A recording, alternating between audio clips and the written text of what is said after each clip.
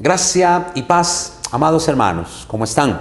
Vamos a abrir nuestras Biblias en el libro de Mateo, capítulo 18, verso 23 en adelante, y vamos a leer una historia muy interesante, una parábola aquí que el Señor pone, en el cual nosotros podemos ser no solo edificados, sino confrontados acerca de una actitud que constantemente podemos estar teniendo de manera errada, y es la falta de perdón. Mira lo que dice aquí en Mateo 18, 23. Por lo cual el reino de los cielos es semejante a un rey que quiso hacer cuentas con sus siervos. Y comenzando a hacer cuentas, le fue presentado uno que le debía 10,000 talentos. A este, como no pudo pagar, ordenó su señor venderle, y a su mujer e hijos y todo lo que tenía, para que se le pagase la deuda. Entonces aquel siervo postrado le suplicaba, diciendo: Señor, ten paciencia conmigo, y yo te lo pagaré todo. El señor de aquel siervo, movido a misericordia, le soltó y le perdonó la deuda. Pero saliendo aquel siervo, halló a uno de sus consiervos que le debía 100 denarios, y haciendo de él, le ahogaba, diciendo: págame lo que me debes. Entonces su consiervo, postrándose a sus pies, le rogaba, diciendo: ten paciencia conmigo, que yo te pagaré todo. Mas él no quiso, sino fue y le echó en la cárcel hasta que pagase la deuda. Viendo sus consiervos lo que pasaba, se entristecieron mucho y fueron y refirieron a su señor todo lo que había pasado. Entonces, llamándole a su señor, le dijo: siervo malvado, toda aquella deuda te perdoné porque me rogaste. ¿No debías tú también tener misericordia de tu consiervo como yo tuve misericordia de ti? Entonces su señor, enojado, le entregó a los verdugos hasta que pagase todo lo que debía. Así también mi Padre Celestial hará con vosotros si no perdonáis de todo corazón cada uno a su hermano sus ofensas. ¡Qué tremenda historia! Perciban algo aquí para poder entender la profundidad de esta historia y lo que el Señor quiere decirnos.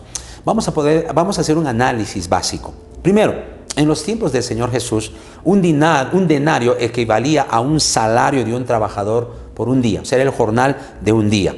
Era una moneda en ese tiempo que pesaba aproximadamente 4 gramos de plata, más o menos era la moneda de un denario.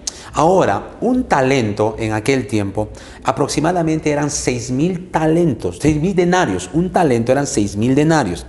Si nosotros sacamos cuentas, o sea, frente a un jornal de un denario y 6,000 talentos, es como si estaríamos hablando del trabajo de alguien de unos 16 años de trabajo.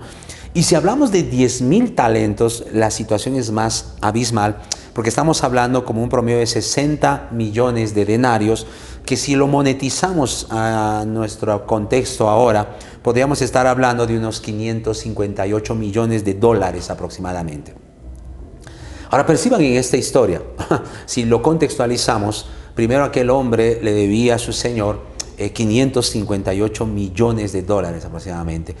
Es una cifra no muy común. Probablemente en este tiempo haya muchos que tengan miles de dólares como riqueza, pero en ese tiempo estamos hablando de algo sumamente excepcional, algo que tal vez ni siquiera existía en ese momento. Y este hombre creía que podía pagar y le rogaba a su señor: dame tiempo para pagarte. Sin embargo, su señor no le dice: te voy a dar tiempo para que me pagues, sino le perdona la deuda. Impresionante, le perdona esa deuda. Pero este hombre a su vez tiene a alguien que le debe 100 denarios, que más o menos, si lo monetizamos a nuestro contexto, estamos hablando de unos 5,000 soles. Y oh sorpresa, él no le perdona. Él no perdona esa deuda y él lo juzga y lo condena y aplica la sanción. ¿Sabes por qué es que el Señor coloca esta historia? Primero, porque el Señor quiere mostrarnos que la primera posición es la nuestra delante de Dios. Es decir, nosotros teníamos una deuda impagable con el Señor. Nosotros teníamos una deuda que nada de lo que hagamos podría pagar.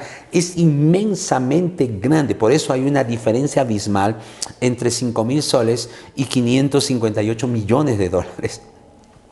Entonces, la deuda que teníamos con el Señor era impagable, imposible de pagar.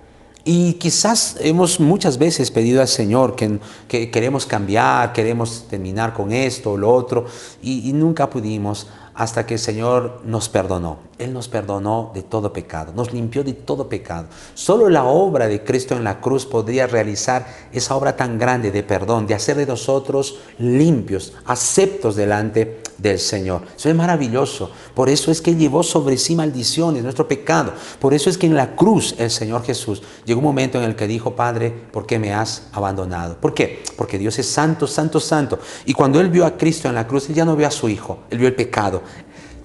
Perdón, Él vio la maldición en su Hijo. Entonces, ¿qué acontece? Él llevó sobre sí todo eso y Él nos perdonó por el creer. El día que tú te acercaste al Señor, Él te perdonó. Él te perdonó toda deuda. Él hizo de ti limpio. Él hizo de ti alguien nuevo, una nueva criatura. Él hizo de ti su Hijo amado. Algo que jamás hubiéramos podido hacer. Nada de lo que hiciéramos podría haber hecho lo que Cristo hizo por nosotros. Por eso es que el cristianismo no es cambio de conducta, no es cuando tú te esfuerces en cambiar en algo para ser acepto, de ninguna manera. El cristianismo es la obra que Él hizo por nosotros. Él te perdonó. Sin embargo, en el día a día tenemos convivencia con personas, esposo, esposa, padres, hijos, hermanos, vecinos, compañeros de trabajo, jefes, no sé, cuya interrelación hace que estas personas fallen contra nosotros. Muchas veces hieran nuestra vida, nuestras emociones. Y la pregunta es: ¿cuál es la conducta que nosotros tenemos al respecto? ¿Cómo es nuestra respuesta frente a esas personas? ¿Cómo tenemos una actitud frente a ellas? Y lamentablemente quizás muchos no perdonan. Muchos siguen guardando rencor en su corazón y teniendo una actitud de juez, de juzgar, de emitir un juicio sobre esas personas. Es allí donde se muestra esta historia y el Señor te quiere mostrar cómo es que Él te perdonó algo impagable, algo que no podías hacerlo tú con tus propias fuerzas. Y cómo es que ahora no podrías perdonar a quienes tienen actitudes a tu alrededor que te dañan. Estoy hablando en función del perdón. Hay que confrontar muchas veces. No estoy diciendo que el esposo no debe hablar con la esposa con el esposo, los padres con los hijos o los hijos con los padres. De ninguna manera. Los problemas tienen que ser confrontados, las situaciones tienen que ser confrontadas. Pero estoy hablando acerca de ¿qué? Del perdón, de aquello que está en tu corazón. De no guardar rencor y amargura, de aprender a dejar las cosas en las manos de Dios. Y si en tu corazón hay rencor, falta de perdón por alguien que hizo daño en tu vida, entonces el Señor te dice esto: ¿cómo? ¿Cómo puedes tener esa actitud? Pero tal vez muchos dicen: pero no merece mi perdón. Justamente el perdón es para quien no lo merece. Por eso tú y yo fuimos perdonados. Fuimos limpiados de toda maldad y aceptos delante del Señor como hijos amados, en la posición en la que estamos ahora, como herederos de toda bendición. Por lo tanto, el Señor te exhorta algo. El Señor te dice: mira siempre aquello que el Señor hizo contigo, aquello que Dios hizo en tu vida que no es humana. No hay nada humano que pueda haber sido hecho, solo la obra de Dios. Entonces ten una actitud frente a las personas de tu alrededor. Libera perdón, libérate de todo rencor, libérate de todo peso que te asedia y vive la vida que Dios tiene para ti. Que este día y los días que vienen puedas vivir bajo este principio y tu corazón pueda ser lleno de paz y alegría por cuanto tuviste una actitud, perdonaste. Que Dios te bendiga.